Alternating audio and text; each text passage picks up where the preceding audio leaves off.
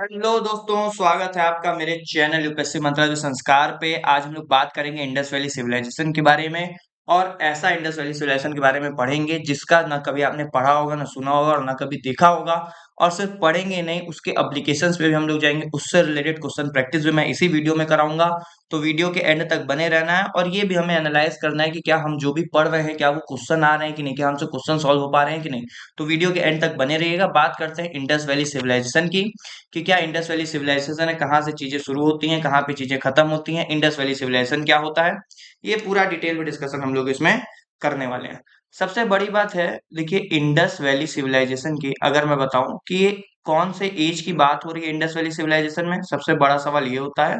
और दूसरा सवाल ये है कि भैया इंडस वैली सिविलाइजेशन इतना इंपॉर्टेंट क्यों बन जाता है। तो समझिएगा, इसके पहले हम लोग पढ़े हुए थे स्टोन एज के बारे में। क्या पढ़े हैं? स्टोन एज के बारे में पढ़े हैं। प्लेलिस्ट में आप जाएंगे, एंशियंट हिस्ट्री की प्लेलिस्ट वहां पे आपको मिल जाएगी। पूरा एंशियंट हिस्ट्री हम लोग सीरीज ये कवर कर रहे हैं, जिसमें हमने पैलोलिथिक एज पढ़ा, फिर हमने मेसोलिथिक एज पढ़ा, फिर हमने न्यूलिथिक एज पढ़ा, फिर हमने चारकोलिथिक एज पढ़ा। ठीक है। अब उसी के बाद क्या आता है? आईबीसी आता है, इंडस वैली सिविलाइजेशन आता है। तो अगर मैं इंडस वैली सिविलाइजेशन की कुछ इंपॉर्टेंट बातों की बात करूं, क्या जरूरी बातें हैं, तो सबसे पहली बात जो आपको याद रखनी है वो क्या याद रखनी है दोस्तों? वो ये याद रखनी है कि ये किस समय की बात हो रही है। इंडस वैली सिविलाइजेशन की जब मैं बात कर रहा हूँ तो ये किस समय की बात हो रही है। तो जनरली ये बात होती है कितनी, 2600 बीसीई से लेके 1900 बीसीई के आसपास तक की।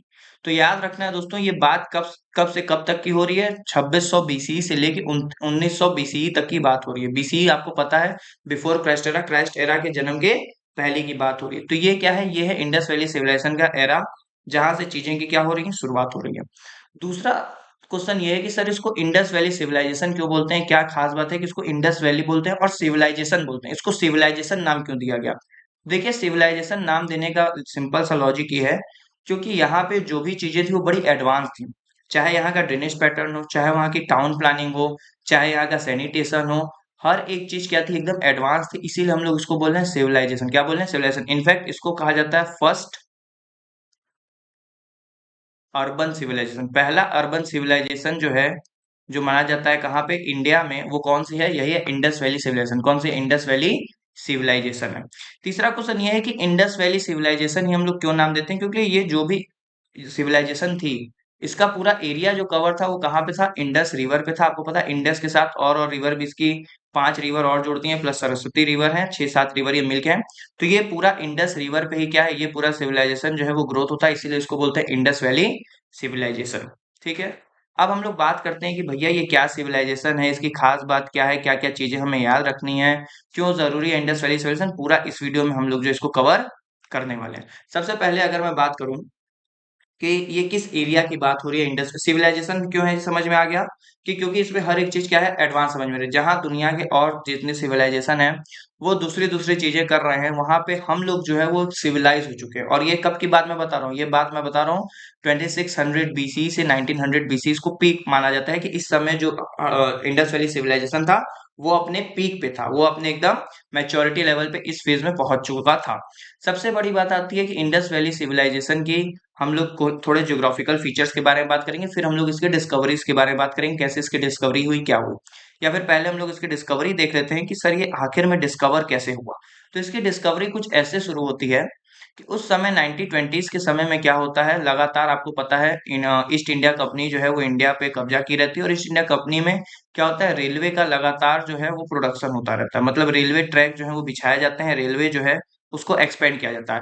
और इसी के रेलवे ट्रैक में बिछाने में एक्सकवेशन होता है, खुदाई होती है, डिगिंग होती है। और जब एक्सकवेट हम लोग करते हैं, खुदाई करते हैं, डिगिंग करते हैं, तब हमें क्या मिलते हैं, तब हमें धीरे धीरे मटेरियल जो है वो मिलना शुरू होते हैं।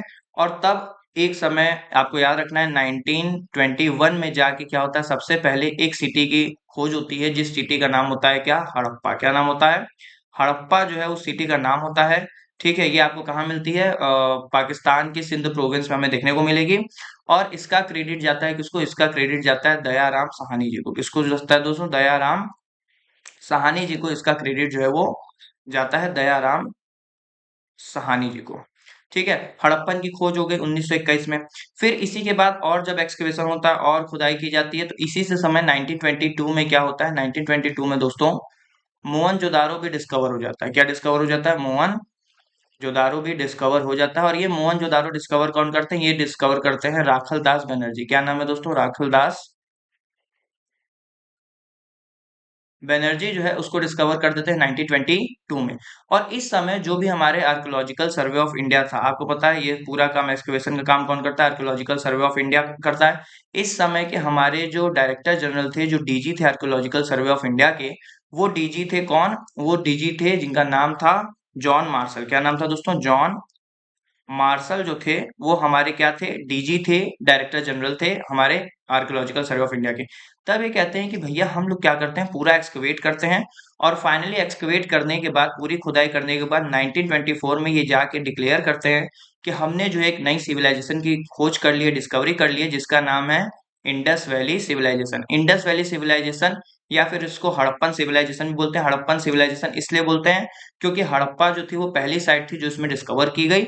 और इंडस वैली सिविलाइजेशन इसलिए बोलते हैं क्योंकि ये पूरा जो सिविलाइजेशन था, ये पूरा जो है वो बेस था किस पे? वो पूरा सिविलाइजेशन बेस था हड़प्पन वाले रीजन पे, इसीलिए इसको हड़प्पन सिविलाइजेशन के नाम से भी हम लोग जानते हैं। तो ये तो हो गई डिस्कवरी कि कैसे कैसे क्या क्या चीजें हुई, डिस्कवरी कैसे हुई। ठीक है, फिर हमें पता चल गया भैया इंडस सिविलाइजेशन है। फिर जो है वो पूरा हमने निकाला, पूरा देखा क्या क्या इसके फीचर है, वो सब बातें हम लोग देखेंगे आगे के वीडियो में। अब हम लोग बात करते हैं डिस्कवरी। आपको क्या याद रखनी है इसमें कि 1921 में सबसे पहले हड़प्पा की डिस्कवरी जो कौन की? दयाराम साहनी जी की। अच्छा, ये किस रिवर के किनारे है? तो हड़प्पा जो है वो आपको मिलेगा रावी रिवर के किनारे। कहाँ पे दोस्तों? रवि रिवर के किनारे मिलेगा।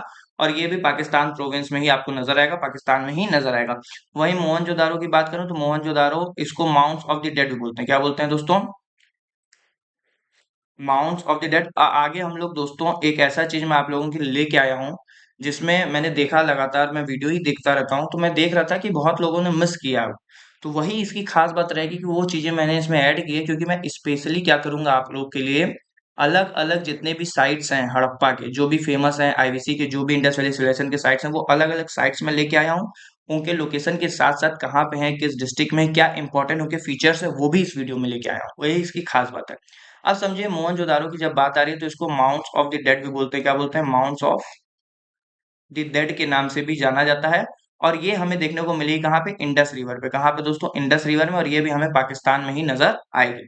इसकी डिस्कवरी कौन की थे? राखलदास बनर्जी की थी 1922 में। तो ये तो हो गया डिस्कवरी के बारे में कि इंडस वैली सिविलाइजेशन की डिस्कवरी कैसे हुई, क्या क्या चीजें हुई और वो सब। अब हम लोग बात करते हैं मेन ओरिजिन के बारे में कि ये जो इंडस वैली सिविलाइजेशन के जो लोग थे जो वहां पे रह रहे थे, ये आए कहाँ से थे, इनका ओरिजिन कहाँ से था। तो समझिएगा, जो जॉन मार्शल थे, जॉन मार्शल में बताया भी क्या थे, ये डीजी थे, डायरेक्टर जनरल थे आर्कियोलॉजिकल सर्वे ऑफ इंडिया के।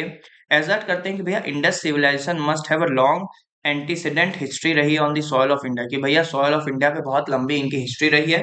तो ये उसको फॉलो करते हैं कि भैया वो यहीं के लोग हैं। वहीं अगर मैं बात करूं दूसरे कुछ अदर लोग भी थे जो ये एक अलग की थ्योरी देते हैं जिसका नाम है डिफ्यूजनिस्ट एक्सप्लेनेशन। तो अलग जो लोग हैं, दूसरे जो हिस्टोरियन हैं, आर्कियोलॉजिस्ट हैं, वो क्या थ्योरी देते हैं? वो थ्योरी देते हैं डिफ्यूजनिस्ट एक्सप्लेनेशन। डिफ्यूजनिस्ट एक्सप्लेनेशन का मतलब क्या होता है? इसमें एक राइटर का नाम आप लोग हमेशा याद रखेंगे जिनका नाम है E.J.H. मैकी। E.J.H. मैकी क्या बोलते हैं? वो बोलते हैं कि भैया ये लोग माइग्रेट करके आए हैं कहाँ से? सदर्न मेसोपोटामिया से। सदर्न मेसोपोटामिया से माइग्रेट करके आए हैं और फिर यहाँ पे क्या कर ली? हड़प्पन सिविलाइजेशन जो है वो स्टेब्लिश कर रही है। तो उनका ये कहना है, मैके का ये कहना है कि भैया ये लोग जो है यहाँ के नहीं है, ये लोग कहाँ से आए हैं? मेसोपोटामिया के साउथ से आए हैं और यहाँ पे आके क्या कर लिए? हड़प्पन सिविलाइजेशन को स्टेब्लिश कर लिए।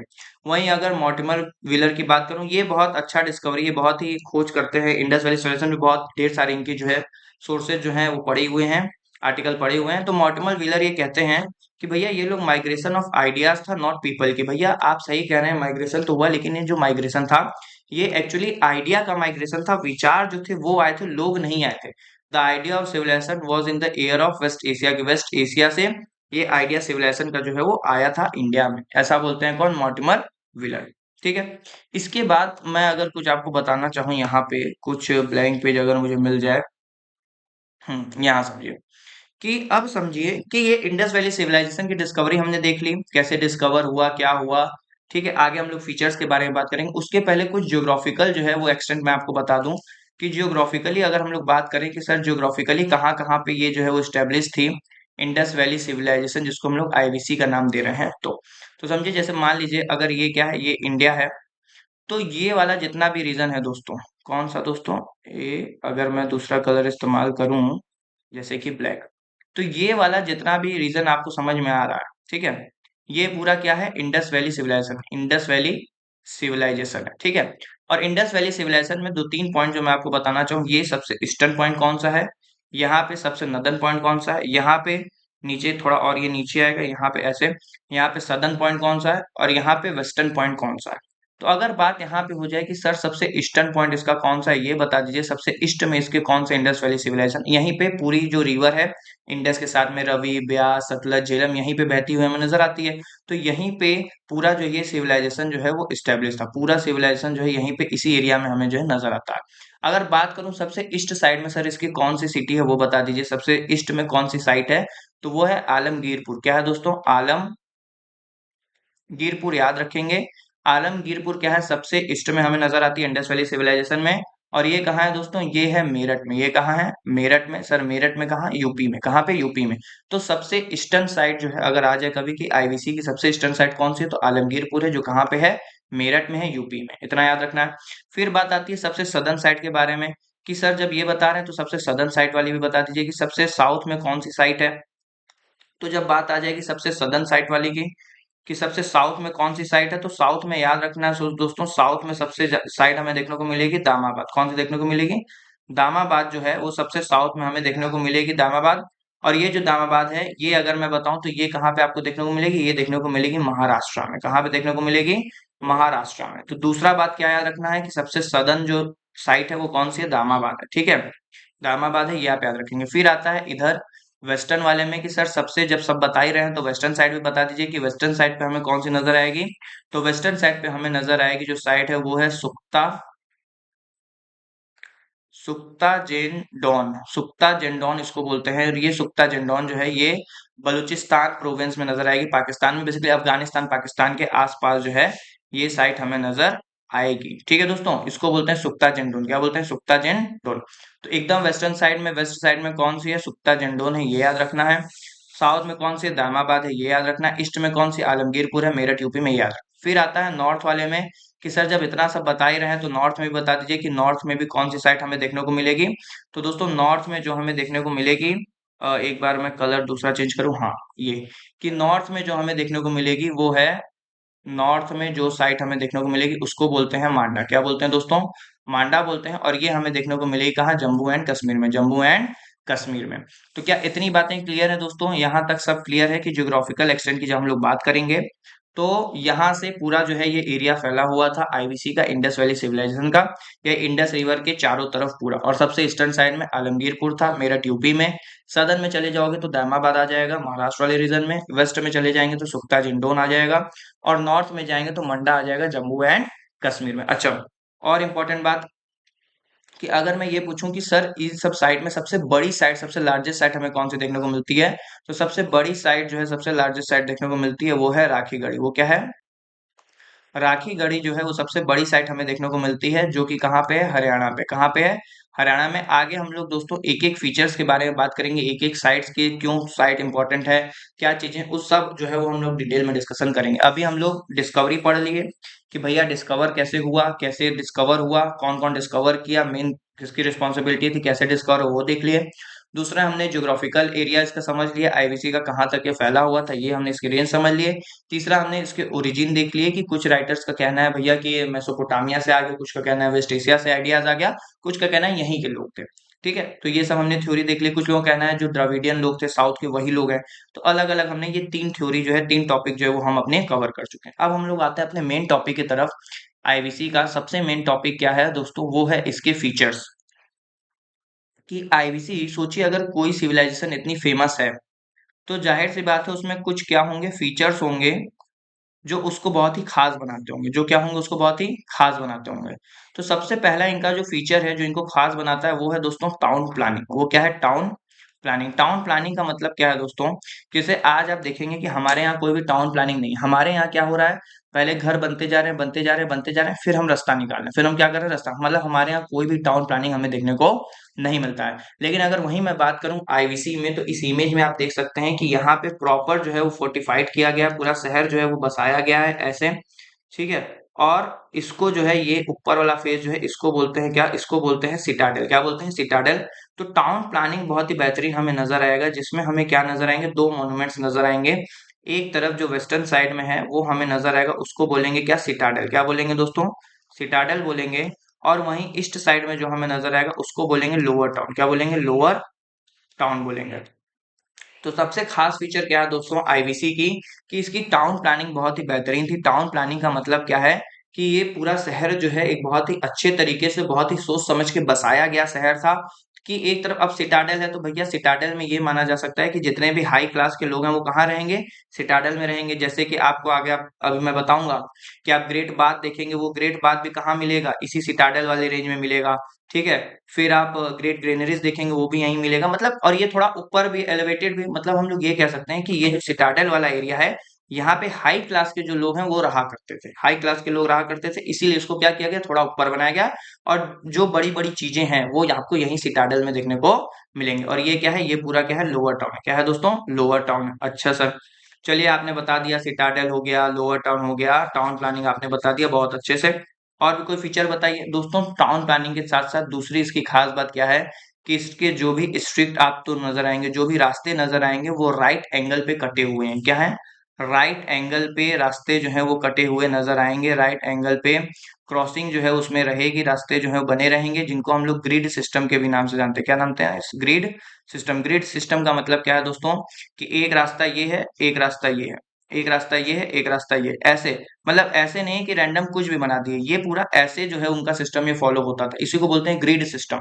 तो राइट एंगल पे पूरी जो है वो क्रॉसिंग हमें नजर आएगी, पूरा जो रोड है वो राइट एंगल पे कटा हुआ जो है वो हमें नजर आएगा। ये भी क्या बनाता है, इसको खास बनाता है, ये बात भी आपको याद रहनी चाहिए। तो हमने दो चीजें देख ली दोस्तों। दो चीजें क्या थी, एक तो हो गई सर इसकी टाउन प्लानिंग, कि इसका टाउन प्लानिंग बहुत ही बेहतरीन था, जिसमें सिटाडेल और लोअर टाउन ये सब हमें देखने को मिलता है।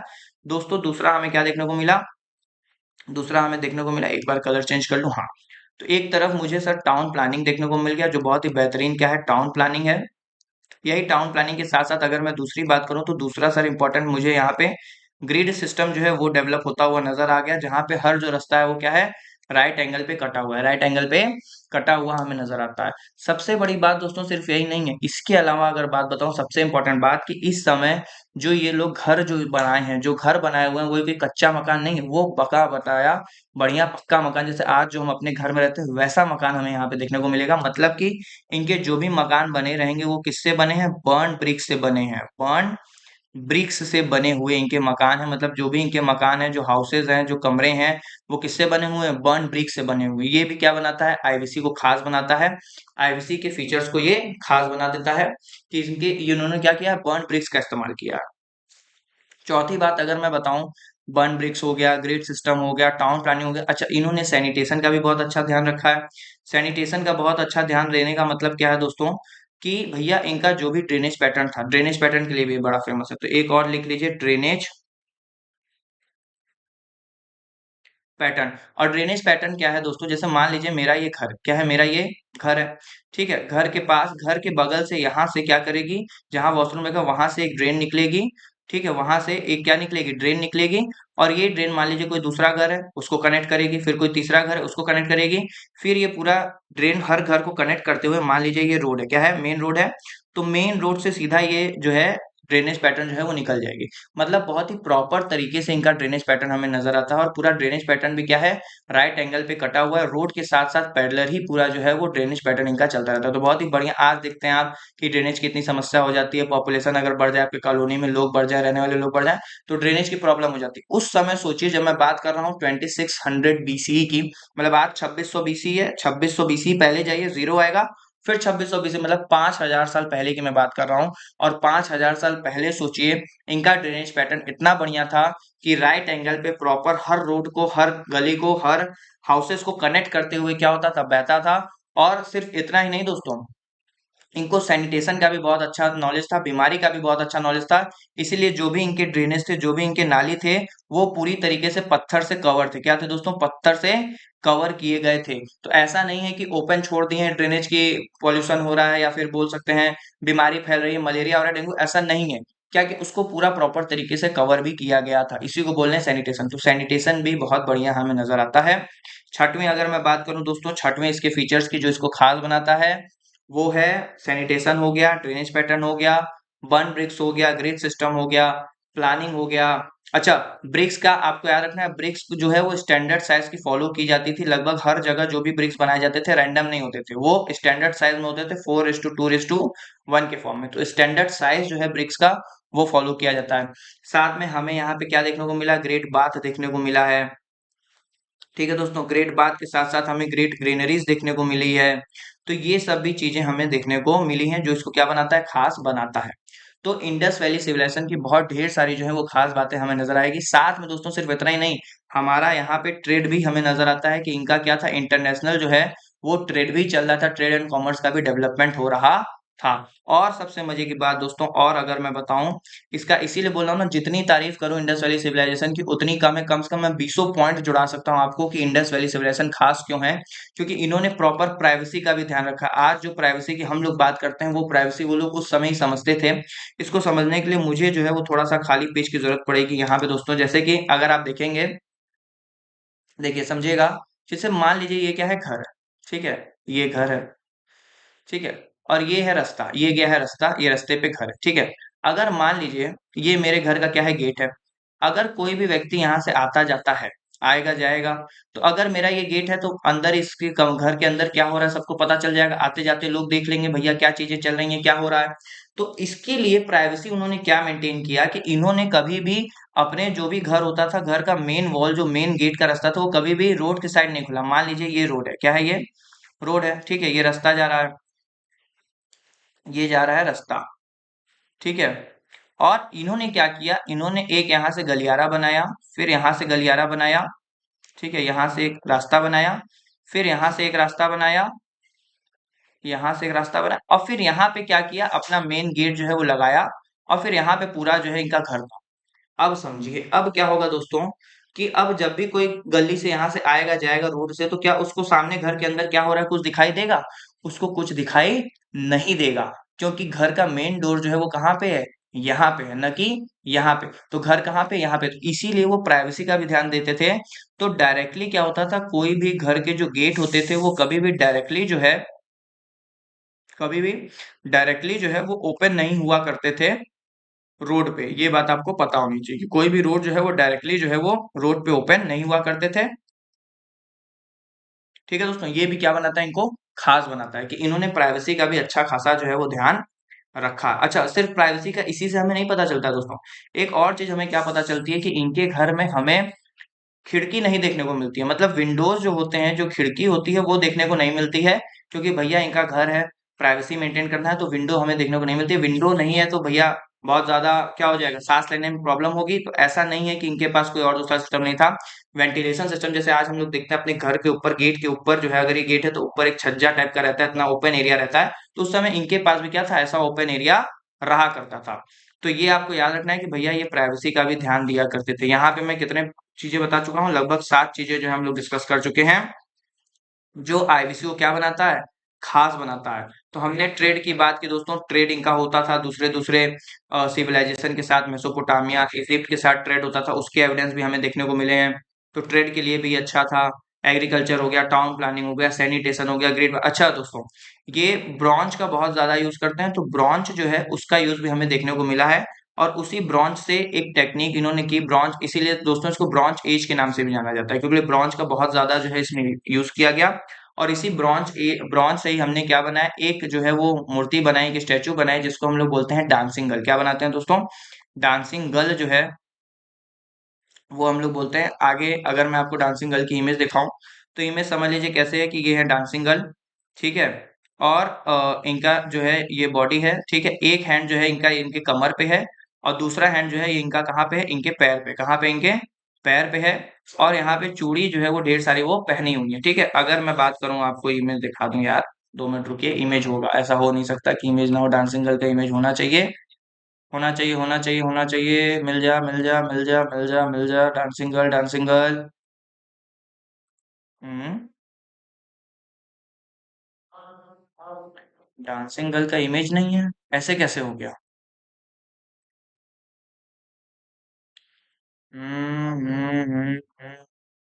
Dancing girl, dancing girl.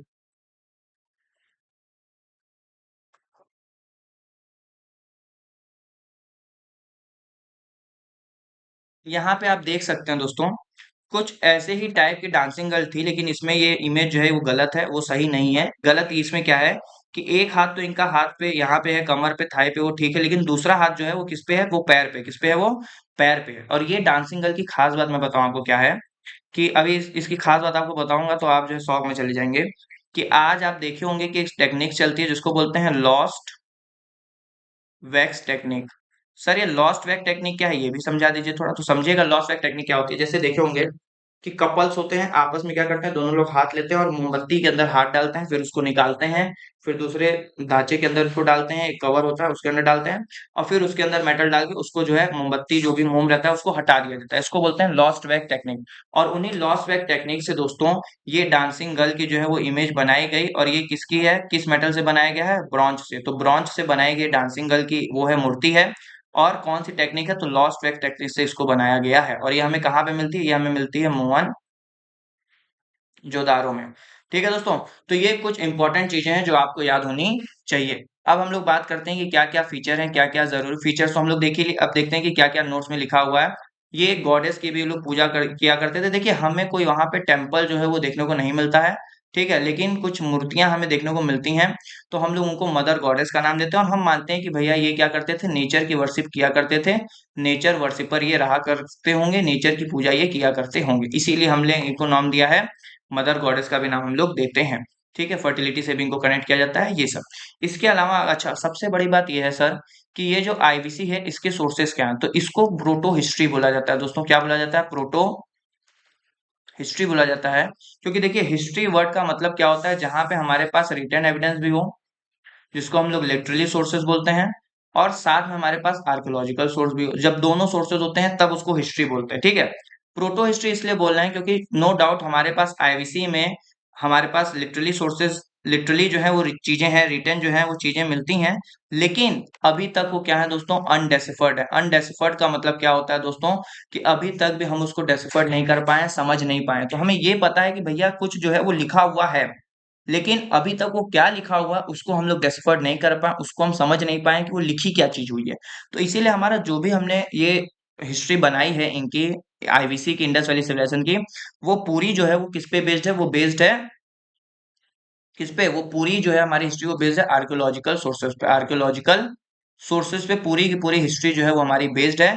क्योंकि जो रिटन है, जो राइटिंग में जो लिखा हुआ है वो कैसा है, अनडेस्पर्ड, अभी भी हम उसको खोज नहीं पाए, पढ़ नहीं पाए। अच्छा, और किस फॉर्म में लिखी गई है दोस्तों, ये पिक्टोरियल फॉर्म में लिखी गई। पिक्टोरियल फॉर्म मतलब क्या होता है दोस्तों, कि पिक्चर के फॉर्म में, ऐसे कुछ जैसे पिक्चर होता है तो वैसे पिक्चर के फॉर्म में हमें जो है नजर आती है।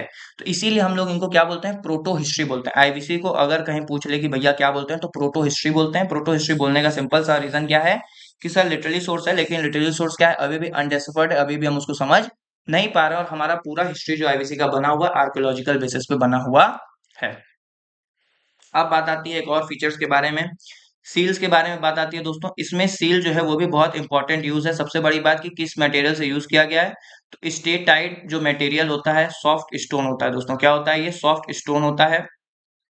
ठीक है, सॉफ्ट स्टोन होता है, जिसका यूज करके क्या किया गया है, सैंड स्टोन भी इसको हम लोग बोलते हैं, सील जो है वो बनाया गया है। सील पे आप देख सकते हैं एक जानवर है जिसको यूनिकॉर्न बोला जाता है। क्या बोला जाता है, यूनिकॉर्न देखने को मिला। और यही जो है लिखा हुआ, यही मैं बता रहा हूँ कि क्या है, पिक्टोरियल फॉर्म में लिखा है और अनडेसिफर्ड है, अभी भी हम लोग इसको डेसिफर्ड नहीं कर पा रहे हैं, समझ नहीं पा रहे हैं। अच्छा, सील का दोस्तों पर्पस क्या हो सकता है, अगर सील बनाया जा रहा है तो उसका पर्पस क्या हो, तो उसके दो पर्पस बताए जाते हैं। सबसे पहला पर्पस स्टेट बनाया बताया जाता है, जो ज्यादा लोग आर्कियोलॉजिस्ट जो है इस सोर्सेस को अप्रूव करते हैं। कुछ लोग जो है उसको रिलीजियस भी बताते हैं, लेकिन रिलीजियस जो है उतना फैक्टर मैटर नहीं करता है, क्योंकि कहीं भी हमें जो आईवीसी है, जो इंडस वैली सिविलाइजेशन है, वो ऐसा नहीं समझ में आता है कि कोई बहुत बड़ी हमें मूर्तियां देखने को मिली हो, या फिर बहुत बड़े बड़े टेम्पल्स हमें देखने को मिले हो। तो ऐसा टेम्पल सैंपल्स हमें जो है ये देखने को नहीं मिलता है आईवीसी। ठीक है, इसीलिए रिलीजियस वाले कॉन्सेप्ट को थोड़ा कम तवज्जो दिया जाता है, इंपॉर्टेंस दिया जाता है। ज्यादा इंपॉर्टेंस दिया जाता है ट्रेड को, कि मान लीजिए भैया यहाँ से यहाँ पे मैंने ट्रेड किया, सामान भेजा। अब इनको कैसे पता चलेगा कि ये मेरा सामान है? तो मैंने क्या किया, जो भी मेरा एक डॉक्यूमेंट मैंने उनको दिया और उस डॉक्यूमेंट के साथ साथ मैंने क्या कर दिया है, सील जो है वो लगा के उनको दे दिया। अब ये सील जब पहुंचेगा तो ये समझ जाएंगे हाँ सील उनका है, मतलब कि ये यूपीएससी मंत्रालय संस्कार सर के पास से आया। तो ये सील क्या होता था, ट्रेड में इस्तेमाल किया जाता था, व्यापार में सील का ये लोग यूज किया करते थे। तो ये बात याद रखना दोस्तों, व्यापार में इस सील का जो है इस्तेमाल किया जाता था। रिलीजियस पर्पस के लिए, जैसे आप लोग ताबीज होता होगा जानते होंगे, पहना जाता है ऐसे माला में लटका कैसे, तो बहुत जगह ये भी देखा गया कि भैया ये जो सील है वो बहुत जगह हमें धागे में भी मिला है, तो हम लोग उससे भी उसको कनेक्ट करते हैं। तो सील जो है दोस्तों ये भी बहुत ही इंपॉर्टेंट फीचर हमें अच्छा, ये सील जो है हमें मेसोपोटामिया में भी देखने को मिला, और मेसोपोटामिया का सील हमें इंडिया में भी देखने को मिला, इसीलिए हम बोलते हैं कि इनका इनका भाई आपस में ट्रेड जो है वो चल रहा था। अब कंटेंट जो मैं लिख के ले आया हूँ आप लोग के लिए, स्पेशल चीजें, उसके बारे में हम लोग बात करते हैं कि क्या क्या स्पेशल चीजें हैं, क्या क्या अलग चीजें हैं, क्या क्या हमें और पढ़ना है। जो बाकी तो मैंने आपको सब बता ही दिया कि क्या क्या चीजें इसमें थी, लेकिन अब कुछ चीजें जो है हम लोग यहाँ पे डिस्कस कर लेते हैं। जैसे इकोनॉमिक लाइफ की अगर बात करें तो भैया एग्रीकल्चर पे बेस्ड होगी, प्रोड्यूस क्या करेंगे, नॉर्मल वही जो अभी तक देखिए, न्योलिथिक साइड से, न्योलिथिक एज से एग्रीकल्चर शुरू हो गया, तो एग्रीकल्चर क्या रहने वाला है, कंटिन्यू ही रहने वाला है। तो वीट हो गया, बार्ली है, पीज है, सोन है, जारवा है, रागी, ये सब ये प्रोड्यूस करेंगे। साथ में the evidence of sugar cane not been found yet, और सबसे बड़ी बात दोस्तों क्या है कि शुगर केन का एविडेंस जो है वो हमें अभी नहीं देखने को मिलता है। ये सबसे अच्छी बात है कि शुगर केन का एविडेंस जो है देखने को हमें नहीं मिल रहा है। साथ में अगर बात करें कि लोथल और रांगपुर में राइस हस्क एंड स्पिलिकलेट जो है वो हमें फाउंड होते हैं। तो ये आपको याद रखना है, लोथल जो है वहां पे राइस के हस्क, और रंगपुर में इन दोनों जगह पे राइस हस्क हमें देखने को मिलता है।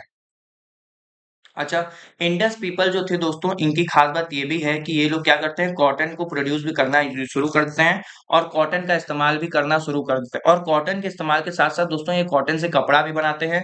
और कपड़े से मुझे ये याद आया दोस्तों कि इनको फैशन का भी बड़ा अच्छा नॉलेज था। एक फीचर और भी लिख लीजिएगा कि फैशन का जो नॉलेज था वो भी इनको बड़ा ही अच्छा था। ये फैशन का नॉलेज हमें कैसे पता चला दोस्तों, हमें ऐसे पता चला कि हमारे पास एक इमेज थी प्रिस्ट किंग की। किसकी थी, प्रिस्ट किंग की एक इमेज थी। और पृष्ठ किंग की इमेज जब हमने देखा, तो पृष्ठ किंग की जब हमने इमेज देखा, वो पृष्ठ किंग की इमेज तो मिल जानी चाहिए यार दोस्तों।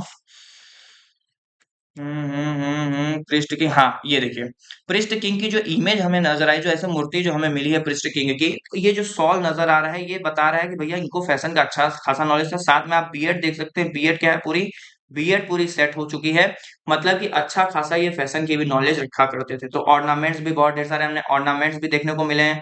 तो ऑर्नामेंट्स मिले हैं मतलब ज्वेलरी वेलरी का भी इनको नॉलेज था, सजावट का भी नॉलेज था, तो फैशन का भी अच्छा खासा इनको नॉलेज हुआ करता था। ठीक है दोस्तों, उसके साथ अगर हम और बातें करें, कहाँ पे हम थे, इकोनॉमिक लाइफ पे थे। कहाँ पे थे दोस्तों, इकोनॉमिक लाइफ में। तो ये हमें समझ में आता है कि कॉटन को ये अच्छा खासा इस्तेमाल किया करते थे। अच्छा, सबसे बड़ी बात है कि हमें ज्यादा एविडेंस नहीं मिले हैं किसके, कैनाल इरिगेशन के। हमें ज्यादा एविडेंस जो है देखने को नहीं मिले इंडस वैली। देखिए उसका बड़ा सिंपल सा लॉजिक है ना भैया, आप कैनाल वहां पे लगाएंगे जहां पे पानी की कमी है, जहां पे पानी नहीं आ रहा है। जहां पे ऑलरेडी जो है वो पानी आ रहा है, वाटर आ रहा है, वहां पे कैनाल लगाने की क्या जरूरत है, क्योंकि ये पूरा सिविलाइजेशन ही कहाँ बेस्ड है, रिवर के किनारे। क्योंकि भैया कोई भी सिविलाइजेशन चाहिए, कोई भी जीवन आपको चाहिए, सबसे जरूरी क्या है, पानी है। क्योंकि पानी दो तरीके से मदद करता है। एक, पानी क्या करता है, पीने में भी मदद करता है, आपको गरीबी काम में भी मदद करेगा।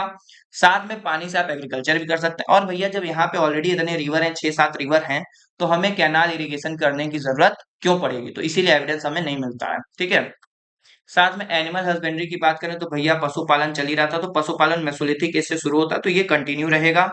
लार्ज स्केल पे जो हमें देखने को मिलते हैं वो ऑक्सन देखने को मिलता है, बफेलो देखने को मिलता है, ठीक है, गोट्स देखने को मिलते हैं, सिप देखने को मिलता है, पिग। अच्छा, याद रखना है दोस्तों, हॉर्स जो है, हॉर्स के एविडेंसेस हमें मिले हैं, हॉर्स बोन के एविडेंसेस हमें मिले हैं, नो डाउट।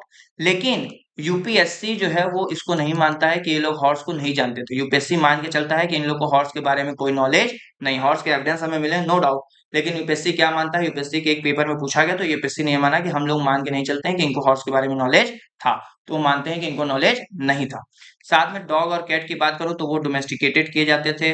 हम्ड बुल्स बहुत ज्यादा फेवर हुए हैं, हड़प्पन में बहुत ज्यादा यूज हमें हम्ड बुल जो है वो नजर आते हैं। साथ में हमें कैमल बोन, जो दोस्तों ये सब जो फीचर बता रहा हूँ उसको याद कर लेना है, क्योंकि ये डायरेक्ट बहुत ही जरूरी है, डायरेक्ट आपके एग्जाम में आएगा। कि अगर बात आ जाए कैमल बोन्स के बारे में कि कैमल्स बोन कहाँ हमें रिपोर्टेड हुए हैं, तो कालीबंगन में हमें देखने को मिले हैं। और कालीबंगन की जब बात आ जाएगी कि दोस्तों कालीबंगन कहाँ हमें देखने को मिलता है, तो ये हमें देखने को मिलेगा राजस्थान। कहाँ दोस्तों? राजस्थान में देखने को मिलेगा। पहली चीज, कालीबंगन मतलब ब्लैक बेंगल्स के नाम से इसको जाना जाता है, इंडस्ट्री वहां पे थी। और ये किस रिवर के किनारे मिलेगा? घाघरा रिवर के किनारे हमें देखने को मिलेगा। The only plausible evidence of horse come from, देखिए यहाँ पे आ भी गया ना, कि एकमात्र हॉर्स के एविडेंस जो हमें मिले हैं वो कहाँ से मिले हैं? वो मिले हैं सुरको टटा से। लेकिन बता दूं, ये जो एविडेंस मिले हुए हैं, ठीक है एविडेंस मिले हैं, लेकिन यूपीएससी इसको कंसीडर नहीं करता है। यूपीएससी नहीं मानता है। यूपीएससी कहता है कि भैया इनको हॉर्स के बारे में नॉलेज नहीं है, ये याद रखेंगे। लेकिन अगर पूछे हॉर्स के एविडेंस मिले, तो हाँ मिले हैं। कहाँ से? सुरको टटा से। एलिफेंट वो जानते थे हड़प्पन, इसमें कोई दिक्कत की बात नहीं है। आगे अगर हम लोग बात करें दोस्तों ट्रेड और कॉमर्स के बारे में, तो ट्रेड और कॉमर्स बताया ही कि बहुत ही अच्छा था, ट्रेडिंग का बहुत अच्छा हुआ करता था। हड़प्पा, लोथल ये सब इंपॉर्टेंट सिटीज हुआ करते थे सेटल, जो मेटलॉजी किया करते थे, मेटल्स को मेटल की कास्टिंग किया करते थे, टूल्स वेपन ये सब प्रोड्यूस किया करते थे, किचन वेयर वेयर बनाया करते थे। राइस जो है वो imported to Punjab from Gujarat, Gujarat से पंजाब जो है वो राइस आया करती थी। बात करें तो लोथल और Surkotada fill a large gap in growing demand of cotton, cotton का डिमांड जो है इन्हीं से फिलफिल हुआ करता था, लोथल और सुरकोटोटा से। सील मैं बताया था दोस्तों, सील यहाँ पे अलग अलग सील्स आप देख सकते हैं कि डिफरेंट डिफरेंट सील है, और डिफरेंट डिफरेंट में डिफरेंट डिफरेंट एनिमल जो है वो यूज किए गए हैं। साथ में सी सेल्स भी हमें मिले हैं जो एक्सपोर्ट हुए हैं बालाकोट लोथल टू बलूचिस्तान वाले एरिया में। Major import for Indus valley civilization, major जो चीजें जो हम लोग इंपोर्ट किया करते थे, जो मंगाया करते थे, वो क्या होती थी? ये कभी कभी पूछ लेता है। तो गोल्ड, गोल्ड हम मंगाते थे कोलर से, आपको पता है कर्नाटका में केजीएफ जो बोलते हैं हम लोग, केजीएफ क्या है? कोलर गोल्ड फील्ड है। तो उसमें हम लोग क्या करते हैं, गोल्ड जो है वो वहां से मंगा लिए। सिल्वर अफगानिस्तान से मंगाया जाता था। कॉपर खेतरी, आपको पता है खेतरी राजस्थान में, ज्ञानेश्वर जो है, ज्ञानेश्वर एंड जोधपुर, ये दो रीजन है सर दोस्तों जो आपको याद रखना है, जहां से ये क्या होते थे, राजस्थान में कॉपर जो है वो भेजा करता था किसको? हड़प्पन सिविलाइजेशन को। साथ में टीन जो है वो मंगाया जाता था अफगानिस्तान से। एक लेपिस लजूली होता है, हाँ ये देखिए दिया है, लेपिस लजूली जो है ये भी अफगानिस्तान से मंगाते थे। इसका बहुत ज्यादा यूज किया गया, ये बेसिकली और कुछ नहीं, क्या था? नीला पत्थर था। क्या था दोस्तों? नीला पत्थर को हम लोग बोल रहे हैं लेपिस लजूली, ये बात याद रखें। फिर क्राफ्ट और इंडस्ट्री की अगर हम लोग बात करें दोस्तों, क्राफ्ट और इंडस्ट्री में क्या क्या चीजें थी? हम्म, कि क्राफ्ट और इंडस्ट्री में क्या क्या चीजें थी? तो weaving was the chief industry of Mohenjodaro. अब भैया कॉटन आ गया है, फैशन का नॉलेज है, तो वीविंग होगी, स्पाइनिंग विनिंग ये सब बढ़िया प्रोसेस होता था, कोई इसमें दिक्कत की बात नहीं है। क्योंकि एग्रीकल्चर आ चुका है, तो हमने देखा कि एग्रीकल्चर जब आ गया है न्यूलिथिक एज में, तो एग्रीकल्चर आने के बाद यहाँ पे क्या होगा? पॉटरी का भी यूज होगा। तो इंडस वैली सिविलाइजेशन में भी पॉटरी हमें देखने को मिलेगी, बर्तन जो है वो हमें देखने को मिलेगा। There was also acquainted the art of dyeing and art of smelting metal भी, और स्मेल्टिंग मेटल का बताया था कि इन्हीं को स्मेल्ट, मेटल को पिघला पिघला के दूसरे दूसरी चीजें क्या करेंगे वो लोग? बना देंगे। तो मेट्रोलॉजी का भी इनके पास अच्छा खासा नॉलेज हमें देखने को मिलता है।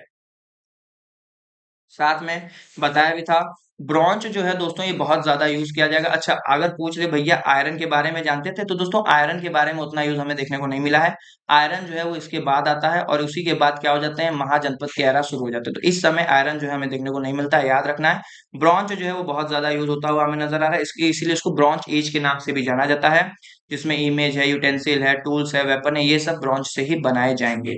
साथ में बोट मेकिंग हमें नजर आती है। बोट मेकिंग है, बोट मेकिंग ये बताती है भैया कि आपका नाव आप तभी ना बना रहे हैं जब एक जगह से आप दूसरे जगह जा रहे हैं, और पानी के थ्रू एक जगह से दूसरे जगह जा रहे हैं, और कहाँ पे बना रहे हैं? लोथल में। तो अगर मैं आपको समझाऊं कि मान लीजिए यहाँ पे लोथल है, यहाँ पे क्या है? लोथल है, एक साइट है, वहां पे बोट मेकिंग हो रही है, तो भैया इधर से आप कहाँ जाएंगे? इधर ही ना जाएंगे, अब इधर से इधर थोड़ी जाएंगे। अगर इधर ही जाना था तो यहीं बना लेते। तो मतलब यहाँ से यहाँ, और इधर जाने पे हमें पता चलता है ईरान में। कहाँ पे दोस्तों? ईरान में क्या हमें देखने को मिलता है? मेसोपोटामिया की सिविलाइजेशन देखने को मिलती है, और मेसोपोटामिया के साथ इनका अच्छा ट्रेड रिलेशन जो है वो हमें देखने को मिलता है। तो बोट मेकिंग थी, बोट बना रहे थे लोग, साथ में टेराकोटा मैन्युफैक्चरिंग हो रही थी, ये सब हो रहे थे। हड़प्पन एक्सपर्ट थे बीड मेकर्स में भी, और बीड मेकर्स में भी, गोल्ड स्मिथ में बीड मेकर में मोती वोती का भी बताया हूँ कि ऑर्नामेंट्स का इनको अच्छा नॉलेज था। तो बीड मेकर्स ये रहेंगे, मोती की माला अच्छी अच्छी बनाएंगे, गोल्ड स्मिथ रहेंगे, तो ये सब चीजें भी ये लोग करते रहेंगे। उसके अलावा दोस्तों ट्रांसपोर्ट और कम्युनिकेशन की बात भी बताया हूँ आपको कि भैया ये लोग क्या कर रहे थे, अलग अलग मेसोपोटामिया हो गया, इजिप्शियन हो गया, उनके साथ ट्रेड इनके बहुत ही अच्छे हैं। अलग अलग टर्म से यूज भी किया गया, जैसे हरगुआ हो गया, मेलुला हो गया, ये सब वर्ड का यूज किया गया है रिलेशन को बताने के लिए इंडस वैली सिविलाइजेशन और हड़प्पन सिविलाइजेशन को। तो गुड ट्रांसपोर्टेशन सिस्टम भी हमें नजर आ रहा था ट्रेड के लिए। They use bill horse cart and readily horse cart for online journey, online journey के लिए क्या हॉर्स हटा दीजिए, बुल कार्ट का इस्तेमाल किया करते थे। They practise navigation on the coast of the Arabian sea, representing sea boats are found in seal at, Harappa में हमें देखने को मिलता है। अगर तो दोस्तों इनके सोशल लाइफ की बात करें तो traditional family unit of the society, women given higher honour in the society. हम लोग मान के चलते हैं कि वुमेन को क्या दिया जा रहा है, हायर स्टेटस दिया जा रहा है सोसाइटी में, इसलिए क्योंकि हमें मदर गॉडेस की मूर्ति मिली है, हमें डांसिंग गर्ल की मूर्ति मिली है, ये सब मूर्ति मिली है, इसलिए हम मान के चल रहे हैं कि क्या है, वुमेन को ऑनर जो है सोसाइटी में सम्मान जो है वो दिया जाता था। ठीक है। फैमिली जो होती थी वो रेगुलेटेड होती थी in the name of the mother, mother के नाम पे जो है वो फैमिली जो है वो पूरी रेगुलेट हुआ करती थी। और अगर हम लोग सोसाइटी में बात करें तो क्या है, इंडस वैली 4 डिफरेंट क्लासेस में बताया जा रहे हैं कि भैया 4 डिफरेंट क्लासेस थे। कौन कौन से, स्कॉलर हुआ करते थे, वॉरियर हुआ करते थे, बिजनेसमैन थे और लेबर थे। तो 4 क्लासेस जो है वो सोसाइटी के लेवल की अगर हम लोग बात करें आईबीसी में, तो 4 क्लासेस जो है दोस्तों बताई जा रही हैं, स्कॉलर के, वॉरियर की, बिजनेसमैन की और लेबर की। फूड हैबिट की बात करें तो जनरली ये लोग क्या थे, नॉन वेजिटेरियन थे। जनरली क्या थे, नॉन वेजिटेरियन थे, क्योंकि देखिए एग्रीकल्चर जब आ गया, जब खाना बना ले रहे हैं, व्हीट बार्ले वूट कॉर्न सब बना ले रहे हैं, तो फिर नॉन वेजिटेरियन ही ज्यादातर हमें ये नजर आते हैं, क्योंकि व्हीट हो गया, बार्ले हो गया, ब्रेड हो गया, ये सब ज्यादातर यूज किए जाते थे। आगे मैंने आपको बताया अभी कि इनके कॉस्ट्यूम और ऑर्नामेंट्स और ज्वेलरी ये सबसे फेमस है, सबसे पॉपुलर हैं, कि भैया इन्होंने जो भी कॉस्ट्यूम ऑर्नामेंट ज्वेलरी ये बहुत अच्छे से इस्तेमाल करते हुए हमें नजर आते हैं। शॉर्ट स्कर्ट हमें नजर आएगा, reach up to the knee, knee तक जो फैला हुआ है, head by a girdle string of beads नजर आएंगे। Dhoti wearing also practice, dhoti पहना करते थे ये लोग। They do not use footwear, footwear का इस्तेमाल ये लोग नहीं किया करते थे, और कॉटन तो यूज होता ही था, ये मैंने बता ही दिया आपको। साथ में लिलेन और ऊल का भी हमें कोई इस्तेमाल देखने को नहीं मिला दोस्तों, ये बहुत ही इंपॉर्टेंट पॉइंट होता है, ये सब आपको याद रखना है। डायरेक्ट क्वेश्चन आ जाएगा कि भैया लिलेन और उलेन मल्टीपल टाइम यूज होते थे, बहुत ज्यादा यूज होते थे, तो कहना है भैया लिलेन और ऊल का हमें एविडेंस जो है वो देखने को नहीं मिलता है। ज्यादातर यूज उस समय कौन से हो रहे थे, कॉटन, कौन से हो रहे थे, कॉटन। डिफरेंट टाइप्स के हेयर स्टाइल हमें देखने को मिलेगी। Long beard were not preferred, long beard नहीं होती थी, पोनी टेल होती थी। क्या होती थी, पोनी टेल। जब आप देखेंगे डांसिंग गर्ल को या दूसरी मूर्ति को पीछे से, तो वहां पे एक पोनी टेल जो है वो नजर आएगी ऐसे। ठीक, इसको बोलते हैं पोनी टेल, तो पोनी टेल जो है वो हमें नजर आएगी डांसिंग गर्ल की। देखिए दिया भी डांसिंग गर्ल की क्या है, पोनी टेल है, तो वो हुआ करती थी। Beard were trim and upper lips were shaven होता था, अपर लिप को सेवन करते थे, और बियर्ड जो है बहुत ही ट्रिम होती थी। अभी हम लोग पृष्ठ किंग वाले में जो देखे हुए थे प्रॉपर बियर्ड ऐसे जो बना हुआ था, उसकी वो बात कर रहे हैं। तो फैशन का भी इनको अच्छा खासा जो है नॉलेज हमें देखने को मिलता है। अब आते हैं दोस्तों अगले पॉलिटिकल लाइफ के बारे में, कि इनकी पॉलिटिकल लाइफ कैसी थी। तो देखिए इनके पॉलिटिकल लाइफ में क्या समझ में मुझे आ रहा है कि डेमोक्रेसी, रिपब्लिक ये सब तो अपने जगह है, ये सब तो बहुत मोनार्की है, ये सब है। इस समय अगर आप देखेंगे तो पॉलिटिकल लाइफ को बता पाना थोड़ा सा मुश्किल इसलिए हो जाता है आर्कोलॉजिस्ट के लिए, क्योंकि कहीं रिटन डाटा जो है वो हम लोग डिस्कवर नहीं कर पाए, ठीक है। लेकिन हमें ये समझ में आ जाता है कि देखिए कोई भी अगर स्टैंडर्ड कोई चीज फॉलो की जा रही है, जैसे हम लोग इस्तेमाल कर रहे हैं कोई चीज खरीदने के लिए रुपया का, पैसा का, तो वो एक स्टैंडर्ड नोट है जिसको हम लोग इस्तेमाल कर रहे हैं।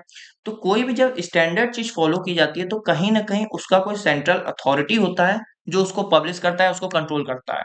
समझिए, अगर इंडियन रुपीज आज हम लोग सब लोग यूज करते हैं, सब लोग कैरी फॉरवर्ड करते हैं, सब लोग लेन देन उसका करते हैं, तो कोई उसकी सेंट्रल अथॉरिटी है ना जो उसको अप्रूव करती है, जो एक स्टैंडर्ड नोट बनाती है, जैसे कि आरबीआई है।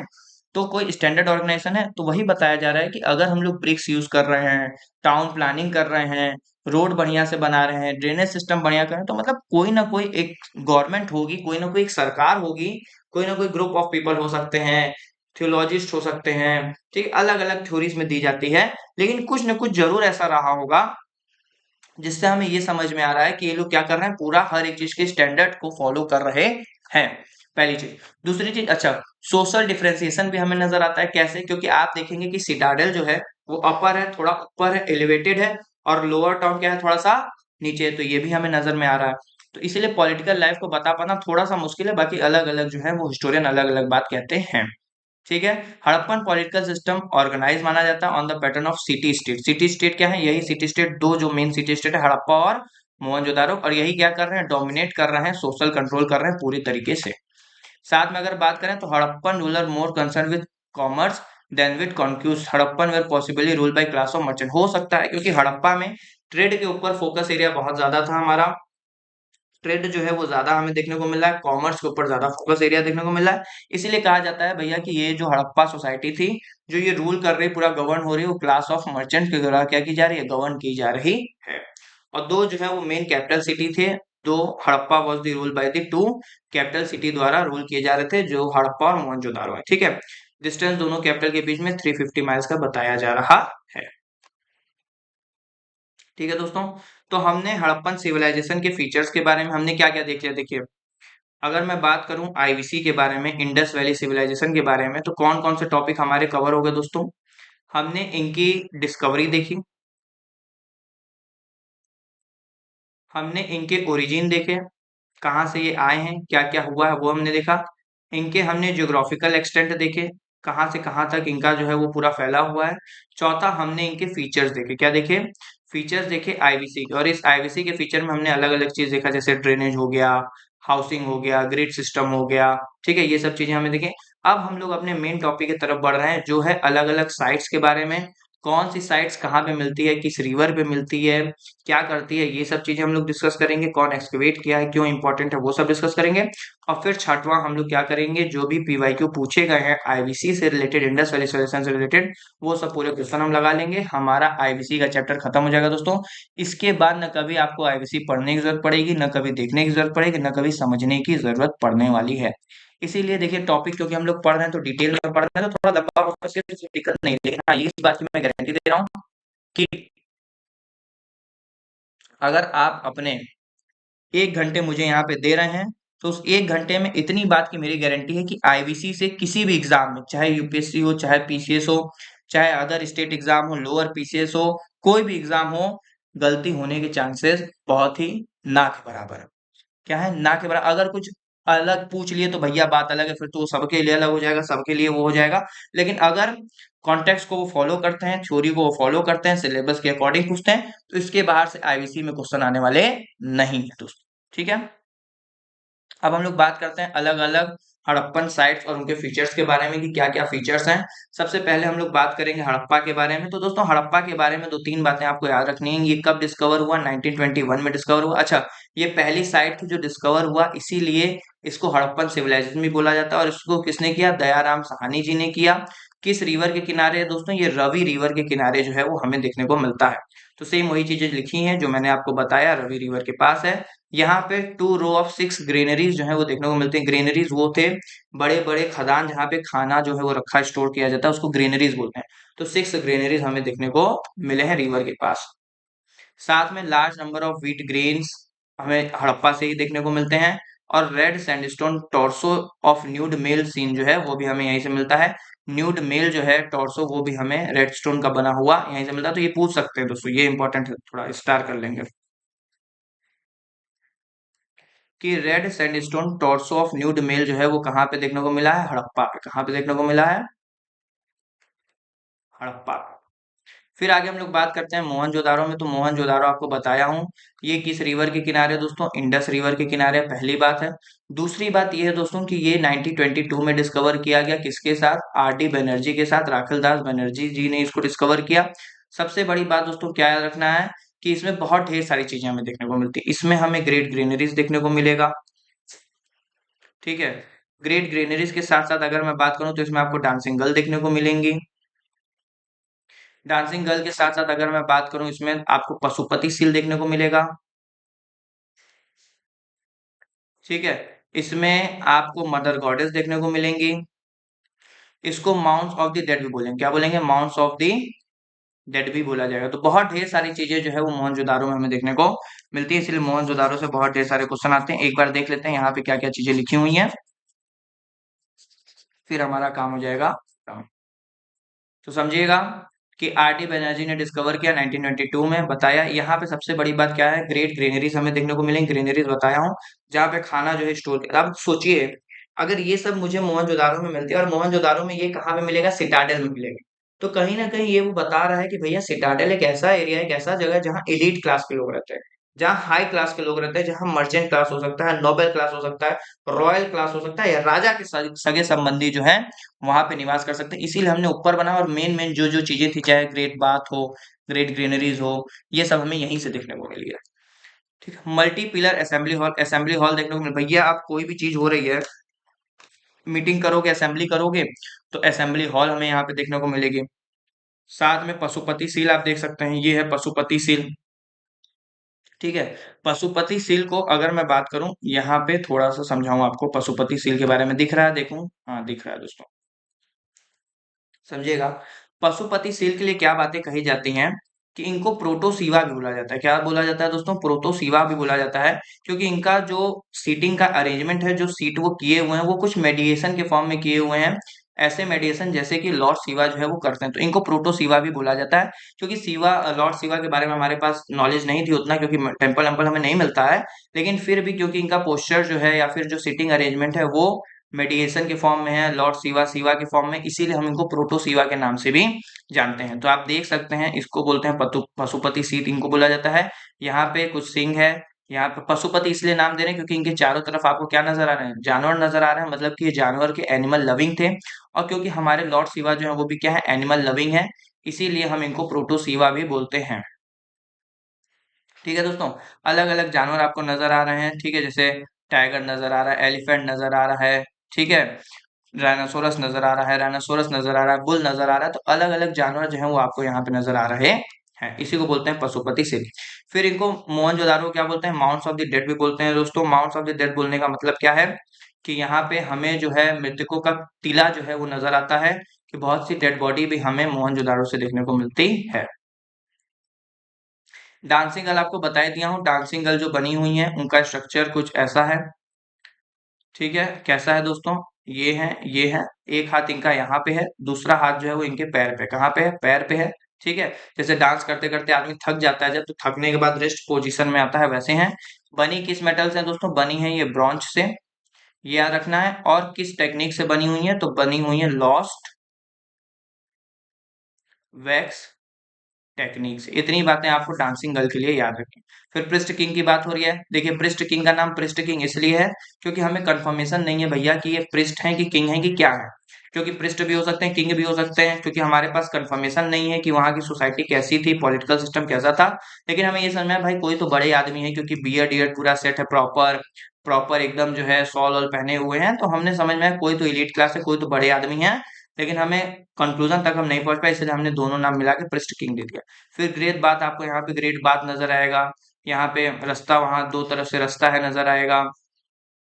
यहाँ पे आपको रास्ते नजर आएंगे, यहाँ पे। अच्छा, इसी के साथ जो है वो रूम भी अटैच किए गए थे, अलग 4-5 रूम इधर, 4-5 रूम इधर अटैच किए गए थे। और ग्रेट बात को रिलीजियसली माना जाता है कि भैया, जैसे आज के समय में आप बात करेंगे अगर होली गंगा के बारे में, तो जैसे उसमें जो है कि पूजा किया जाता है बहुत ढेर सारा, तो वैसे ही इसको कनेक्ट किया जाता है रिलीजियस पर्पस के लिए। ग्रेट बात का क्या होता था? इस्तेमाल होता था, किस लिए इस्तेमाल होता था ये हमें नहीं पता है। लेकिन हमें ये पता है भैया ये क्या है? ग्रेट बात है। और इसमें प्रॉपर जो है ड्रेनेज का सिस्टम था, हर एक चीज एकदम प्रॉपर इस्तेमाल किया जाता था। और लास्ट में हमें क्या समझ में आता है कि भैया मोहनजोदारो जो खत्म हो गया, उसमें बहुत लोग ये भी मानते हैं कि भैया मलेरिया जो है वो आउटब्रेक हो गया था। तो मलेरिया आउटब्रेक के भी एग्जाम्पल हमें देखने को मोहनजोदारो से ही मिलते हैं। ठीक है दोस्तों, आगे हम लोग बात करते हैं, बहुत ही इंपॉर्टेंट है, वो है लोथल। वो क्या है? लोथल है। लोथल से दो तीन चीजें याद रखनी है। सबसे पहले कि ये है कहाँ पे दोस्तों? तो अगर ये इंडिया है तो ये वाला जो कोस्टल एरिया है यहाँ पे गुजरात में, यहाँ पे आपको देखने को मिलेगा क्या? लोथल। तो लोथल पहली बात तो कहाँ देखने को मिलेगा? सर गुजरात में देखने को मिलेगा। दूसरी बात, ये एक डॉकयार्ड है। क्या है दोस्तों? डॉकयार्ड है। डॉकयार्ड का मतलब क्या होता है? जहाँ पे जो शिप आके क्या होती है? डॉक होती है, रहती है, रुक जाती हैं, लगती हैं वहां पे। यहीं पे हमें जो है वो पोर्ट मेकिंग भी दिखाई देगी भैया, जो है कि पोर्ट मेकिंग बता रहा हूँ, बोट मेकिंग। जो बोट वोट है वो भी, उसके एविडेंस भी हमें देखने को मिलते हैं बोट मेकिंग के। किस रिवर के किनारे ये पूछ लेगा तो भोगवा रिवर दोस्तों, याद रखना है, भोगवा रिवर इसको बोलते हैं, या भगवा रिवर के नाम से भी इसको जाना जाता है। अच्छा, इसको डिस्कवर कौन किया? तो एस आर राव जी क्या किए? इसको डिस्कवर किए हुए हैं, तो एस आर राव जी का भी नाम याद रखना है। और यहीं पे हमें एक और चीज मिलती है, फायर अल्टर्स भी हमें देखने को मिलते हैं। फायर अल्टर क्या होता है आपको पता है? हवन कुंड। क्या बोलते हैं? हवन कुंड। तो फायर अल्टर जो है वो भी हमें यहाँ पे देखने को मिलती है।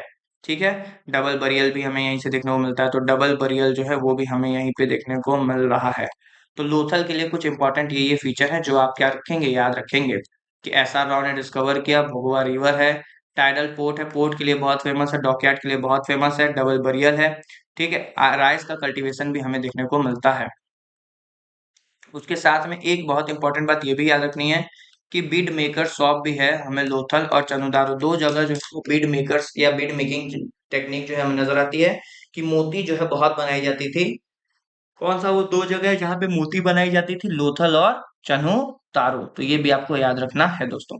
साथ में लोथल को कहा जाता था known as a Manchester of Harappan civilization for its cotton trade के लिए, कि कॉटन ट्रेड के लिए क्या बोलते थे, मैनचेस्टर बोलते थे हड़प्पन सिविलाइजेशन का। आज अगर मैं बात करूं मैनचेस्टर किसको बोलते हैं, इंडिया का मैनचेस्टर किसको बोलते हैं सर, इंडिया का मैनचेस्टर अहमदाबाद को बोलते हैं। तो बात आपको बताऊं कि ये लोथल भी कहाँ है, उसी अहमदाबाद के पास ही सिचुएटेड है। तो इसीलिए लोथल को क्या बोलते हैं, मैनचेस्टर ऑफ हड़प्पन। तो ये डायरेक्ट क्वेश्चन आ जाता है कभी कदार, इसलिए बता रहा हूँ कि हड़प्पन सिविलाइजेशन में मैनचेस्टर किसको कहा जाता है, तो लोथल को कहा जाता है। और क्यों कहा जाता है, कॉटन ट्रेड के लिए, कॉटन ट्रेड के लिए इसको हम लोग जो है वो मैनचेस्टर ऑफ हड़प्पन सिविलाइजेशन के नाम से जानते हैं। इसके अलावा सेक्रिफिशियल फायर अल्टर्स हमें देखने को मिलते हैं लोथल में और कालीबंगन में। तो ये दो जगह दोस्तों याद रखने हैं जहां पे हमें क्या देखने को मिलते हैं, फायर अल्टर्स देखने को मिलता है। आपको बताया भी हूँ फायर अल्टर क्या है, हवन कुंड होता है, हवन कुंड। तो हवन कुंड जो है वो हमें देखने को मिलता है ये दो जगह पे, बहुत बार एग्जाम में पूछा हुआ है कि कौन से दो जगह है जहाँ पे हमें फायर अल्टर देखने को मिलते हैं, तो लोथल और कालीबंगन, लोथल और कालीबंगन, इनको आपको याद रखना है। साथ में एक चीज और, यहाँ पे गेम्स, चेस के गेम भी देखने को मिले हैं। तो लोथल दोस्तों बहुत इंपॉर्टेंट है, लोथल आपको भूलना नहीं है।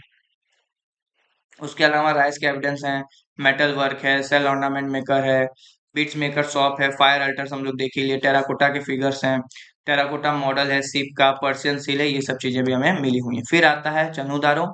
चनुदारो जो है वो एक्सकवेट किया गया है एनजे मजूमदार के द्वारा। ये कहाँ पे, सिंध में हमें देखने को मिलेगा। इसको कहा जाता है लेंसेयर ऑफ इंडिया, लेंसेयर ऑफ इंडिया भी ये बहुत जरूरी हो गया। लेंसेयर ऑफ इंडिया का मतलब क्या होता है, जैसे कि जब इंडस्ट्रियल रिवॉल्यूशन जब शुरू हुआ तो सबसे पहले इंग्लैंड से इंडस्ट्रियल रिवॉल्यूशन शुरू हुआ जहाँ पे बड़ी बड़ी इंडस्ट्रियां लगाई गई। तो वहां का ये एक शहर है लेंसर, जहाँ पे ये कहा जाता है कि लेंसर से ही इंडस्ट्रियल रिवॉल्यूशन की शुरुआत हुई। तो वैसे ही इंडिया में लेंसर किसको बोलते हैं, अगर पूछ ले हड़प्पन सिविलाइजेशन में लेंसर ऑफ इंडिया, तो याद रखना है लेंसर ऑफ इंडिया क्या है, चन्हू दारो है, याद रखेंगे दोस्तों। और ये दूसरी पॉइंट, एक पॉइंट इसका ये याद रखना है आपको, और एक पॉइंट इसका क्या याद रखना है, एक पॉइंट इसका ये भी याद रखना है कि it is the only Indian city without citadel, एकमात्र ऐसी इंडियन सिटी हमें देखने को मिली है जहां पे कोई भी सिटाडल नहीं है। अब मुझे क्या लग रहा है भैया, कि मुझे लग रहा है कि चनो दारो एक ऐसा रीजन होगा जहाँ पे ढेर सारी फैक्ट्री लगी होंगी, मशीनें लगी होंगी, चीजें बनाई जाती होंगी, मैन्युफैक्चरिंग किया जाता होगा। और क्योंकि अगर मैन्युफैक्चरिंग किया जा रहा है, इंडस्ट्री लग रहा है, तो उसके आसपास वहां के जो लेबर होंगे वही रहते होंगे। जब वहां के आसपास के लेबर ही रहेंगे तो भैया सिटाडल क्यों दिखेगा, क्योंकि सिटाडल तो किसके लिए था, हाई क्लास के लोगों के लिए था, एलिट क्लास के लोग। क्या वो लोग फैक्ट्री के पास रहेंगे, नहीं रहेंगे ना, वो लोग कहाँ रहेंगे, फैक्ट्री से दूर रहेंगे। तो इसीलिए यहाँ पे हमें सिटाडल देखने को नहीं। तो ऐसे दोस्तों देखिए, हमें चीजों को लिंक करते हुए पढ़ना है। जब तक हम चीजों को लिंक करते हुए नहीं पढ़ेंगे, हमारे कॉन्सेप्ट क्लियर नहीं होंगे, हम उसी में फंसते रह जाएंगे, रटते रह जाएंगे, काम होने वाला नहीं है। और दूसरी बात मैं बताऊं कि ये ऐसी नहीं है कि ये पहली क्लास है। अगर आप एंशियंट हिस्ट्री के जाएंगे, प्लेलिस्ट में जाइए, प्लेलिस्ट में आप विजिट करेंगे, प्लेलिस्ट में ढेर सारी वीडियो आपको एंशियंट हिस्ट्री की दिखेगी, एंशियंट हिस्ट्री पे जानी है, सर्च करना है, वो पढ़ना है। साथ में एनसीईआरटी भी मैं कवर करा रहा हूँ, तो उसको भी देखना नहीं भूलना। साथ में कॉपर इंप्लीमेंट्स के ढेर सारे नंबर हमें देखने को मिलते हैं चनुदारों से। फिर आ जाता है काली बंगन। काली बंगन इसको ब्लैक बेंगल्स के नाम से जानते हैं, काली मतलब ब्लैक, बेंगन मतलब कि काली बेंगल्स, ठीक है। ये हमें देखने को मिलती है दोस्तों राजस्थान में। पहली बात तो ये याद रखनी है दोस्तों, कहाँ पे देखने को मिल रही है, राजस्थान में। दूसरा किस रिवर के किनारे, तो घाघरा रिवर जो है, सरस्वती रिवर जिसको हम लोग बोल रहे हैं, तो घाघरा रिवर के किनारे हमें देखने को मिलती है। सबसे इंपॉर्टेंट बात दोस्तों, यहाँ पे हमें प्लो का फील्ड नजर आता है। क्या नजर आता है, फील्ड। ये यहाँ पे फोकस करेगा फील्ड पे। देखिए, क्योंकि इसके बाद इसमें कंफ्यूजन क्या होता है बताऊं आपको, कि एक और है जिसको बोलते हैं बनावली। क्या बोलते हैं, बनावली। ये जो बनावली है ये मिलती है हरियाणा में। ये कहाँ पे है, हरियाणा में है, ठीक है। और ये बनावली जो हरियाणा पे है, यहाँ पे हमें टेराकोटा, टेराकोटा का प्लो मिलता है। अब इन दोनों में अंतर क्या है समझिएगा। फ्लोडेड फील्ड का मतलब ये है कि एक ऐसी जगह, मान लीजिए किसी जमीन पे अगर खेती हो रही है तो हल चला हुआ है, तो हल के निशान मिलते हैं, हल के क्या मिलते हैं, जमीन पे फील्ड पे निशान मिलते हैं, उसको बोलते हैं फ्लोडेड फील्ड। तो फ्लोइड फील्ड जो है वो हमें कहाँ देखने को मिलता है, कालीबंगन। अच्छा, याद करने का तरीका क्या हो सकता है दोनों में, अगर कंफ्यूजन ना हो तो। फील्ड है तो जमीन है, जमीन है तो रेगिस्तान है, रेगिस्तान है तो राजस्थान है, राजस्थान है तो कालीबंगन है। वहीं अगर बनावली की बात करूं तो बनावली है तो हरियाणा है, हरियाणा है तो खेती है, खेती है तो क्या होगा, टेराकोटा का फ्लो हो, टेराकोटा का फ्लो होगा। मतलब कि मिट्टी के बने हुए प्लो जो है, हल जो है वो हमें देखने को मिलते हैं। तो अगर ये क्वेश्चन पूछ ले कि टेराकोटा प्लो जो है मिट्टी के बने हुए हल कहाँ देखने को मिल रहे हैं, तो याद रखना है उसका आंसर क्या होगा, बनावली होगा। और अगर ये पूछ लें कि प्लोडेड फील्ड हमें कहाँ देखने को मिले, तो वो हमें मिलेगी काली बंगन में। और काली बंगन में प्लोडेड फील्ड के साथ साथ एक चीजें हमें और मिलती है जिसको बोलते हैं फायर अल्टर। क्या बोलते हैं, फायर अल्टर। अच्छा, इसके अलावा एक और चीज बताया था, फायर अल्टर कहाँ और देखने को मिलती है काली बंगन के अलावा, सर काली बंगन के अलावा एक और चीज बताए थे आप, जो था लोथल, जो था लोथल। और इसको बोलते थे हम लोग एक और चीज, मैनचेस्टर ऑफ इंडिया। क्या बोलते थे, मैनचेस्टर ऑफ हड़प्पन सिविलाइजेशन। ये बातें आपको याद रखनी है, ठीक है। और इसको डिस्कवर कौन किया था, तो डिस्कवर किए थे बीबी लाल और के घोष। रिवर कौन सी है, घाघरा है, बता ही दिया हूँ। सबसे इंपॉर्टेंट बात क्या है कि यहाँ पे सर हमें फ्लोइड फील्ड देखने को मिलता है, फायर अल्टर्स देखने को मिलते हैं, ठीक है। ये सब आपको याद रखना है। वेल जो है वो लगभग हर घर से देखने को मिलता है, और मिस क्रॉपिंग का एविडेंस भी मिलता है। फिर आ जाता है सुरकोटटा। ये कहाँ है, ये है गुजरात में है सुरकोटटा। यहीं से हमें क्या मिले थे, हॉर्स के एविडेंसेस देखने को मिले। तो कभी भी पूछ लेता हॉर्स के एविडेंस कहाँ देखने को मिले, तो सुरकोटटा से। ये कहाँ पे है, गुजरात में है, ठीक है। इसको एक्सकवेट किया था जोशी जी ने। Evidence of bone of horse, horse के बोन हमें देखने को मिले हैं। Only Indus site, Indus civilization है जो stone wall as a fortification के रूप में इस्तेमाल किया गया है। साथ में एविडेंस पोर्ट, पोर्ट बरियल्स के भी एविडेंस। पोर्ट बरियल्स का मतलब क्या होता है कि भैया जो डेथ किए उनके साथ साथ हमने क्या किया कि जो उनके बर्तन थे, जो पॉटरी थे, उसको भी हमने बरीड कर दिया, उसको बोलते हैं पोर्ट बरियल्स। तो उसके एविडेंस भी हमें यहाँ पे देखने को मिलते हैं दोस्तों। फिर धोलावीरा भी बहुत इंपॉर्टेंट है दोस्तों। धोलावीरा है, ये फेमस है किसके लिए दोस्तों, ये मिलेगा आपको गुजरात में। ये फेमस है एक चीज के लिए, जो है वाटर कंजर्वेशन। वाटर कंजर्वेशन जो है वो हमें यहाँ पे देखने को मिलता है। यहाँ पे रेन वाटर हार्वेस्टिंग जैसी चीजें जो है वो हमें देखने को मिलती हैं। रेन वाटर हार्वेस्टिंग जो है ये बहुत ही एग्जाम्पल अच्छा है किसका, धोलावीरा का। अगर बात करूं धोलावीरा के डिस्कवरी के बारे में, तो है कहाँ पे, गुजरात में है। कौन एक्सकवेट किया है, तो RS बिस्त जो है वो एक्सकवेट किए हुए हैं। सबसे बड़ी बात है कि हमने देखा कि जो भी इनकी टाउन प्लानिंग थी, एक तरफ सर सिटाडेल था और दूसरे तरफ क्या था, लोअर टाउन था। ये धोलावीरा एक ऐसा है जिसमें थ्री टाउन, आपको तीन जो है वो पार्ट नजर आते हैं कि सिटाडेल, मिडिल टाउन और लोअर टाउन। तो ये तीन भाग में डिवाइडेड था, सिटाडेल, मिडिल टाउन और लोअर टाउन। तो ये बात याद रखना है, मिडिल टाउन जो है वो हमें धोलावीरा में देखने को मिलता है। दूसरा, 10 अल्फाबेट साइन बोर्ड जो है वो इंडिकेट करता है डायरेक्शन को, वो भी हमें देखने को मिलता है। और सबसे बड़ी बात दोस्तों ये याद रखना है कि यूनेस्को वर्ल्ड हेरिटेज साइट में धोलावीरा जो है शामिल किया गया है, किसके लिए, अपने वाटर कंजर्वेशन टेक्निक के लिए। अच्छा, अभी जो है टोटल इंडिया में कितने यूनेस्को वर्ल्ड हेरिटेज साइट हो गए, तो बताया हूँ 45 हैं। कितने हैं, 45 हैं। जब मैं वीडियो शूट कर रहा हूँ तब की बात कर रहा हूँ, मतलब कि ये बात कर रहा हूँ मैं करीब करीब 29 जुलाई 2026 की, ठीक है।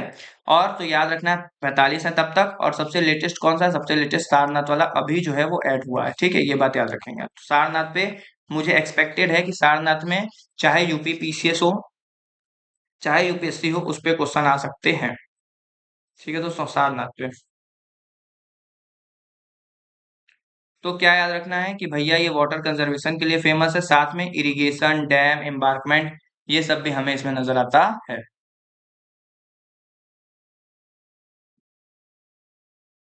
आगे बात करें बनावली, तो बनावली बताया हूँ दोस्तों, ये कहाँ है, हरियाणा में। कहाँ पे है सर, बनावली इसलिए फेमस है क्योंकि यहाँ पे टेराकोटा का, टेराकोटा मतलब मिट्टी का, हमें क्या मिला है, प्लो मिला है, हल मिला है, इसलिए ये फेमस है। बस इतना याद रखना है। हिसार डिस्ट्रिक्ट हरियाणा में, घाघरा रिवर के पास ये भी मिलेगा। Largest number of barley grain हमें मिलते हैं। ओवल शेप का सेटलमेंट है। और एकमात्र हड़प्पन साइट है जो कि क्या है, रेडियल स्ट्रीट। हमने जितने भी हड़प्पन साइट में जो स्ट्रीट देखे वो कैसे थे, राइट एंगल पे स्ट्रीट थे, राइट एंगल पे स्ट्रीट थे हमने देखे। यहाँ पे रेडियल स्ट्रीट है। रेडियल स्ट्रीट का मतलब क्या होता है समझिएगा, रेडियल स्ट्रीट का मतलब होता है एक स्ट्रीट निकल ली, यहाँ से दूसरी निकल ली, यहाँ से तीसरी, यहाँ से चौथी, यहाँ से ऐसे ही। तो एक से ढेर सारी जो है वो ऐसे स्ट्रीट जो है वो निकलती जा रही है, इसी को बोलते हैं रेडियल स्ट्रीट। तो रेडियल रास्ते देखने को मिलेंगे। और सबसे इंपॉर्टेंट बात दोस्तों, कि बनावली में हमें टेराकोटा मॉडल जो है वो क्लो का मिलता है, ये बात आपको याद रखना है। फिर आती है दामाबाद। दामाबाद बताया हूँ, सबसे साउथ वाली जो है वो कौन सी है, सबसे साउथ इंडिया में कौन सी है, दामाबाद है, जो एक्सकवेट किया गया धालीकर के द्वारा। और यह प्रवार मिलती है महाराष्ट्र में। Largest number of bronze item हमें यहाँ पे देखने को मिलते हैं। कोट डीजी की बात करें तो ये सिंध में है, एक्सकवेट किया गया गुरु के बाद। डिस्ट्रॉय फायर आग के थ्रू क्या कर दिया गया, इनको डिस्ट्रॉय कर दिया गया। स्टोन एरो हेड भी हमें देखने को मिलते हैं। राखी गढ़ी आपको बता दिया हूँ, लार्जेस्ट हड़प्पन साइट है जो हरियाणा में हमें देखने को मिलती है। अच्छा, एक है रोपर, नाम याद आ गया तो बता दूं, एक है रोपर। रोपर जो है वो कहाँ है, कौन से रिवर पे है, वो है सतलज पे। कहाँ पे है, सतलज पे है। और कौन से स्टेट में है, वो है पंजाब में। कहाँ पे है, पंजाब में। तो याद रखना है रोपर कहाँ पे, पंजाब में। और कौन से रिवर पे है, सतलज रिवर पे। तो रोपर याद रखेंगे। इसके अलावा यूपी के कुछ दो तीन हैं, जैसे कि आलमगीरपुर वाला तो हम लोग देखे ही। आलमगीरपुरा कहाँ था, मेरठ में था। ठीक है। उसके अलावा एक क्या है, हुल्लास है। क्या है, हुल्लास है। ये कहाँ है दोस्तों, ये है सहारनपुर में। ये कहाँ है, सहारनपुर में है। ये याद रखना है। और इसके अलावा एक क्या है, मंडी है। क्या है, मंडी है। ये कहाँ है, मुजफ्फरनगर। कहाँ पे, मुजफ्फरनगर में। ठीक है। तो ये दो तीन और हैं, कहाँ के, यूपी के हैं। तो ये भी आपको याद रखना है। ठीक है। इतनी बातें आप लोग याद रखेंगे। रिवर जरूर से याद रख लेंगे। रिवर अगर मैं एक बार समराइज करवा दूं कौन कौन से रिवर हैं, तो दो तीन रिवर तो भैया याद रखने ही रखने। जैसे रोपर का बता दिया, सतलज। हड़प्पा का याद होगा आपको, रवि। इन मोहनजोदाड़ो का इंडस हो गया, याद रहेगा। लोथल का याद रहेगा, लोथल का क्या था, भोगवा, ये याद रहेगा। राखी गढ़ी और कालीबंगन का याद रहेगा, घाघरा। तो ये सब तीन चार पांच जो है वो आपको याद रखने चाहिए। अब सबसे बड़ी बात आती है कि दोस्तों इतने बड़े सिविलाइजेशन की एंडिंग कैसे हो गई। अब एंडिंग जो है इसको भी लेके बड़ा डिबेट रहा है, क्योंकि एंडिंग जो है वो कंक्लूजन तक हम लोग नहीं पढ़ पाए हैं। जो हमारे मार्टिमम व्हीलर थे उनकी थ्योरी जो है वो ज्यादातर एक्सेप्ट की जाती है। बाकी हर लोग अलग अलग थ्योरी जो है वो डिक्लाइन के बारे में इसके देते हैं। देखिए हुआ क्या, जनरली पैटर्न क्या फॉलो होता है कि पहले गांव आता है, फिर हम लोग शहर में जाते हैं। यहाँ पे क्या देखा गया कि शहर था। अब इसके बाद जो सिविलाइजेशन आएगी वो सिविलाइजेशन क्या रहेगी, वो विलेज सिविलाइजेशन रहेगी, अर्बन सिविलाइजेशन नहीं, जो कि वैदिक एज रहेगा, अर्ली वैदिक एज, लेटर वैदिक एज। ये तो कैसे ये फेज आ गया, क्या डेवलपमेंट हुआ, उसी को बोलते हैं थ्योरी ऑफ डिक्लाइन। कैसे इंडस वैली सिविलाइजेशन जो है वो अपने एंडिंग पे आ गया, खत्म हो गया। तो उसके अलग अलग थ्योरी हैं। एक सबसे जो पॉपुलर थ्योरी है व्हीलर साहब की है, जिसको जनरली सब लोग एक्सेप्ट करते हैं। वो कौन सी थ्योरी है सर, वो है आर्यन इन्वेजन की। माना जाता है कि आर्यंस क्या थे, वो इन्वेशन करते हैं, वो अटैक करते हैं। और वो अटैक करने के बाद यहाँ के जो भी हड़प्पन सिविलाइजेशन के लोग रहते हैं उनको भगा देते हैं नीचे। और यहाँ पे माउंट्स ऑफ डेड भी हम लोग बोले, क्योंकि बहुत ढेर सारी डेड बॉडी जो है वो मोहनजोदारो में हमें देखने को मिली है। तो हो सकता है कि भैया लोगों को मारा गया है, ठीक है, किल किया गया है, और फिर उसके बाद जो है आर्यन जो है अपने आप को स्टेब्लिश किए हैं। तो एक आर्यन इन्वेजन वाली थ्योरी। अच्छा, इसमें क्योंकि आर्यंस में भी कुछ कॉन्सेप्ट हमें देखने को मिलते हैं जिससे ये प्रूफ होता है। जैसे पुरंदर, कि पुरंदर कौन है, लॉर्ड इंद्र को बोला जाता है कि भैया फोर्टिफाइड को तोड़ने वाला पुरंदर। तो ऐसे कुछ कॉन्सेप्ट जो है वो जब हम अभी पढ़ेंगे वैदिक सिविलाइजेशन तो हमें इसमें समझ में आएगा। तो कुछ लोगों का कहना है कि भैया आर्यन आए, आर्यन इनको मार के क्या किए, भगा दिए। कुछ लोगों को मारे, कुछ लोग मार के भगा दिए नीचे साउथ में, और फिर अपना जो है वो स्टेब्लिश कर दिए। तो आर्यन इन्वेजन की कुछ थ्योरी होती है। कुछ थ्योरी ये होती है कि भैया फ्लड आ गया था। क्या आ गया था, फ्लड आ गया था। और फ्लड में क्या हो गया, पूरे के पूरे जो हैं वो मोहनजोदारो और पूरे के पूरे शहर क्या हो गए, बह गए। क्योंकि भैया नदी के किनारे थे, और ये सब क्या है, इंडस से ही कनेक्टेड है, एक ही रिवर से सब कनेक्टेड है। और इंडस रिवर सिस्टम में अगर बाढ़ आती है तो पूरा का पूरा क्या हो गया, शहर के शहर ही बह गए। तो कुछ लोग उसके फ्लड के कॉन्सेप्ट देते हैं। कुछ लोग बोलते हैं सर कोई ऐसी बीमारी थी, डिजीज थी, जैसे मलेरिया का आउटब्रेक हम लोग देखे मोहनजोदारो में। तो कुछ लोग कहना है ऐसी बीमारी थी, डिजीज थी, जिसकी वजह से क्या हुआ, बीमारी की वजह से बहुत ढेर सारे लोग मर गए, और फिर उनको जो है वो शिफ्ट होना पड़ा। कुछ लोगों का कहना है दोस्तों कि क्लाइमेट चेंज की वजह से इनको मूव होना पड़ा।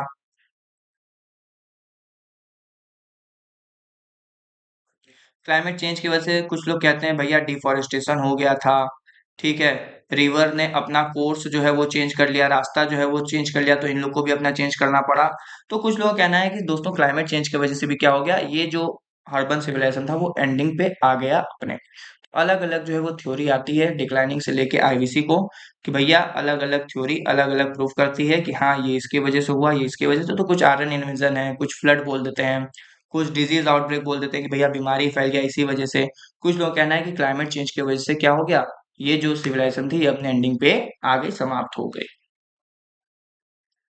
दोस्तों यहाँ तक हमने जो है वो पूरा कवर कर लिया है इंडस वैली सिविलाइजेशन को, आईवीसी को। मुझे नहीं लगता है कि अब आईवीसी के चैप्टर से आपको कोई भी डाउट, कोई भी समस्या, कोई भी परेशानी जो है वो देखने को मिलेगी, क्योंकि लगभग वो सभी चीज मैं आपको कवर करवा दिया हूँ जो आपके एग्जाम में आएंगे डायरेक्ट। इसके अलावा कुछ भी जो है वो एग्जाम में आने वाले नहीं है, और अगर आएंगे भी तो वो किसी को नहीं आएंगे, इतना जान लीजिए। अगर वो आपको नहीं आएंगे ये लेक्चर देखने के बाद, तो वो किसी को नहीं आएंगे। तो उस चीज के लिए तो आप निश्चिंत रहिए दोस्तों, कि मुझे सर ये क्वेश्चन नहीं आ रहा है, तो अगर मेरा सेशन करने के बाद आपको वो क्वेश्चन नहीं आ रहा है, तो आप निश्चिंत रहिए वो फिर किसी को नहीं आ रहा है, क्योंकि इसमें मैंने वो हर एक चीज कवर करा दी है जिससे हमें क्वेश्चन बनते हुए देखने को मिलते हैं। अब हम लोग बात करेंगे कुछ इंपॉर्टेंट उसके बारे में, क्वेश्चन के बारे में, प्रैक्टिस क्वेश्चन के बारे में। और ये सब क्वेश्चन अब आप करिएगा, आप करेंगे, आप बताएंगे, वीडियो पॉज करेंगे, आंसर देंगे। मैं तो आंसर बताता ही चलूंगा, आप वीडियो पॉज करेंगे, आंसर बताएंगे, और आप बताएंगे कि हो रहा है कि नहीं। और फिर जब ये सब आंसर क्वेश्चन का आप आंसर दे देंगे, तब मैं लास्ट में आपको एक सरप्राइज दूंगा और बताऊंगा कि आखिर इसमें था क्या। तो सबसे पहले which of the following ancient taunt well known है, किसके लिए? वाटर कंजर्वेशन के लिए, वाटर हार्वेस्टिंग के लिए, वाटर मैनेजमेंट के लिए। तो अभी हम लोग देखे सर धोलावीरा, क्या है? धोलावीरा है, तो B is the right answer. फिर बात आ रही है फीमेल फिगरेंस की, डांसिंग गर्ल की, कि दोस्तों डांसिंग गर्ल जो है माउंट है मोहनजोदारो में, इज मेड अप ऑफ, किससे बने हुए? सर डांसिंग गर्ल, इतना आसान क्वेश्चन पूछा है, डांसिंग गर्ल किसके बनी है? सर ये तो ब्रॉन्ज से बनी हुई, तो बहुत ही आसान क्वेश्चन है। अगर मुझसे टेक्निक भी पूछते तो मैं बता देता कि टेक्निक कौन सी, लॉस्ट वैक टेक्निक है, तो मैं टेक्निक भी बता देता दोस्तों, ब्रॉन्ज से बनी हुई है। ठीक है, तो आंसर हो गया सी, आंसर हो गया सी। आगे कौन सी हड़प्पन साइट नहीं है? तो चन्हूदारो हड़प्पन साइट है, इसको लेंसर भी बोलते हैं, लेंसर ऑफ इंडिया भी बोलते हैं, तो ये है। कोटिजी भी है, तिसालपुर भी है। सो गौड़ा जो है ये नहीं है, तो सी इज द राइट आंसर।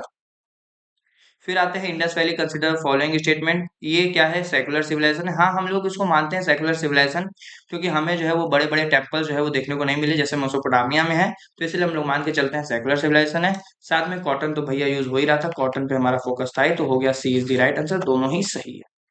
फिर है फाइंडिंग्स के बारे में बात करना है, क्या धोलावीरा में वाटर रिजर्वायर मिला है? बिल्कुल सही है। क्या लोथर जो है वो डॉकयार्ड के लिए फेमस है? बिल्कुल सही। कालीबंगन जो है वो फ्लडेड फील्ड मिला है?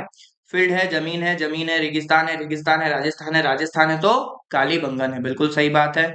और टेराकोटा प्लो है, टेराकोटा प्लो है, हल है, हल है तो खेती है, खेती है तो किसान है, किसान है तो एग्रीकल्चर है, एग्रीकल्चर है तो हरियाणा है, हरियाणा है तो बनावली है। तो ये भी सही है, चारों ही मेरे क्या है करेक्ट स्टेटमेंट है, तो D is the right answer. Stone age के बारे में पूछ रहा है, कल्चर कंसिडर माइक्रोलिथिक जो है वो मेसोलिथिक एज का ही पार्ट है, बिल्कुल सही बात है। एग्रीकल्चर जो है उसकी शुरुआत न्यूलिथिक एज से हो गई थी, ये भी सही है। और बुरजाहोम एक न्यूलिथिक साइट है, ये भी सही है। बुरजाहोम फेमस था पीट ड्वेलिंग के लिए, और साथ में ये फेमस था किसके लिए? जो डॉग को भी, बरीड एनिमल्स को भी बरीड कर दिया जाता था उसके लिए। तो ये तीनों ही सही है, तो इसका भी आंसर हो जाएगा टी। फिर आ जाता है बनावली में टेराकोटा प्लो मिला है, दोस्तों बिल्कुल सही स्टेटमेंट है, पहला बिल्कुल सही है। सुरकोटोटा में हॉर्स रिमेन मिले, हम लोग देखे भी, और ये है कहाँ पे? ये है गुजरात दोस्तों, ये कहाँ है? गुजरात में है। ठीक है। लोथल डॉक यार्ड के लिए ये भी सही है। कालीबंगन में फायर अल्टर्स मिले, इसके अलावा लोथल में भी क्या मिले? फायर अल्टर मिले, दोनों जगह। तो ये भी चारों क्या है? सही है, करेक्टली पेयर मैच बोला, all four, D is the right answer. Agriculture के अर्लीस्ट एविडेंस हमें कहाँ देखने को मिले हैं? तो वो हमें मेयरगढ़ जो है वो देखने को मिले हैं, बी राइट आंसर। और ये कहाँ है? बलूचिस्तान में। कहाँ है? बलूचिस्तान में, पाकिस्तान वाले रीजन में आपको देखने को ये मिलेगा। तो आंसर है B is the right answer. Famous dockyard आ गया। सर डॉकयार्ड तो आपने इतना बता दिया कि हमें याद हो गया है, लोथल है। लोडेड फील्ड, सर फील्ड आपने बताया, फील्ड से हमें याद आ गया है कि फील्ड है तो जमीन है, जमीन है तो वो है फील्ड है, तो जमीन है, जमीन है तो रेगिस्तान है, रेगिस्तान है तो राजस्थान है, राजस्थान है तो काली पंगन है। क्या है? काली पंगन, याद रखना है, तो B is the right answer. ठीक है दोस्तों, यहाँ तक जो है ये कवर हो गया है। और मुझे जो आपको एक बताना था कि एक क्वेश्चन जो है वो मैं पूछ रहा हूँ, उस क्वेश्चन का जवाब जो है वो कमेंट सेक्शन में कमेंट सेक्शन में सबको इसका आंसर देना है। जो जो भी ये पूरा लेक्चर देखा है, कंप्लीट किया है, वो आंसर देगा। मेरा क्वेश्चन ये है सिंपल सा कि रोपर जो है, ठीक है, पंजाब में है, ये किस रिवर के किनारे हमें देखने को मिलता है? तो वो रिवर जो है, उस रिवर का नाम सब लोग कमेंट सेक्शन में कमेंट करके बताएंगे। हाँ, और जो मैं कह रहा था आप लोगों की एक सरप्राइज है, वो सरप्राइज क्या है पता है? जितने भी हमने क्वेश्चन किए जो आप बड़े आसानी से कर लिए, वो पूरे पीवाईक्यू क्वेश्चन थे। कुछ इसमें से यूपीएससी में पूछे गए क्वेश्चन थे और कुछ इसमें से यूपी पीसीएस में पूछे गए क्वेश्चन थे। जैसे कि अगर मैं शुरुआत के 2-3 क्वेश्चन दिखाऊं, जैसे कि एक जो ये डांसिंग गर्ल वाला क्वेश्चन है यहाँ पे, ये ठीक है, ये जो वाटर हार्वेस्टिंग वाला, ये यूपीएससी का क्वेश्चन है। डांसिंग गर्ल वाला, ये यूपीएससी का क्वेश्चन। देखिए आप यूपीएससी क्वेश्चन कितने आराम से लगा लिए। अगर हमारा कॉन्सेप्ट क्लियर रहेगा, अगर पढ़नी कॉन्सेप्ट ही हमारी क्लियर नहीं होगी तो फिर कोई मतलब नहीं। तो कॉन्सेप्ट क्लियर करेंगे, थोड़ा वीडियो लेंदी हो जाएगा, नो डाउट। हम यहाँ पढ़ने आए हैं ना, पढ़े ना 1 घंटा 1.5 घंटा, समय नहीं ना बर्बाद की, कुछ सीखने को मिला ना।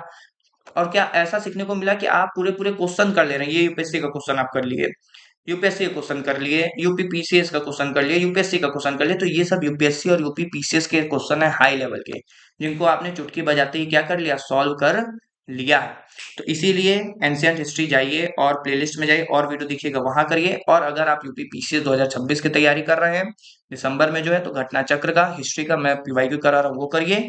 और रात में घटना चक्र का एक और सीरीज आपको मिलेगा जिसमें मैं पूरा साल भर का करंट अफेयर करा, वो भी जाके देखिए। और चैनल अगर अच्छा लगा हो, वीडियो अच्छा लगा हो, तो चैनल को लाइक सब्सक्राइब शेयर करना ना भूलें। Thank you for watching.